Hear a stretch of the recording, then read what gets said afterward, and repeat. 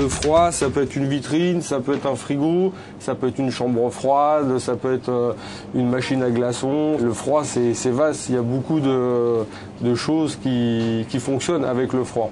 Donc là, je sors le groupe de la vitrine pour vérifier que tout est bien câblé. Au niveau du boîtier électrique, c'est un groupe froid qui refroidit la vitrine pour que les produits restent bien au frais jusqu'à la mise en route du service.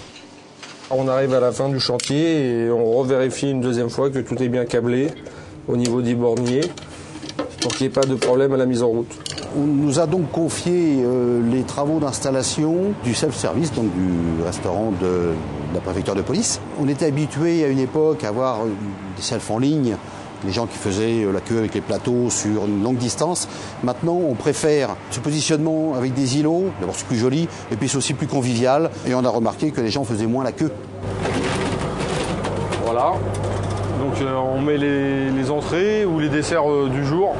Donc là, vous avez le meuble dessert avec la glace pilée pour garder tous les produits au frais. Plus en dessous, un circuit réfrigéré, un serpentin, qui garde au froid, à température, la glace. C'est un métier qui nécessite comme des compétences indéniables en électricité et en froid. Parce qu'en fait, c'est pour ça qu'on utilise le terme d'électro-frigoriste.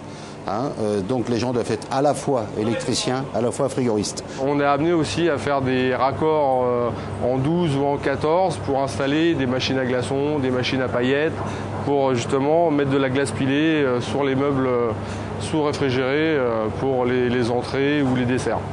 Il y a quand même d'autres qualités qu'on va demander à un monteur. C'est des qualités d'autonomie. Il faut être rigoureux, il faut être méthodique. Et puis bien évidemment, il faut être soigneux. Parce que si vous regardez l'installation que vous avez dans les yeux, on ne peut quand même pas confier ce genre d'installation à quelqu'un qui ne serait pas soigneux. Très souvent, les formations se font en alternance.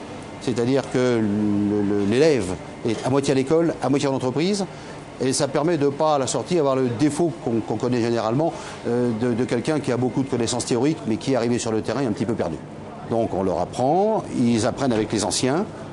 Concrètement, on essaye de payer les gens convenablement, mais on essaye surtout aussi de valoriser les gens, c'est-à-dire qu'on les responsabilise dans leur métier. Et je sais que les gens sont fiers de leur travail. Une fois réalisé, vous voyez que c'est quand même assez joli.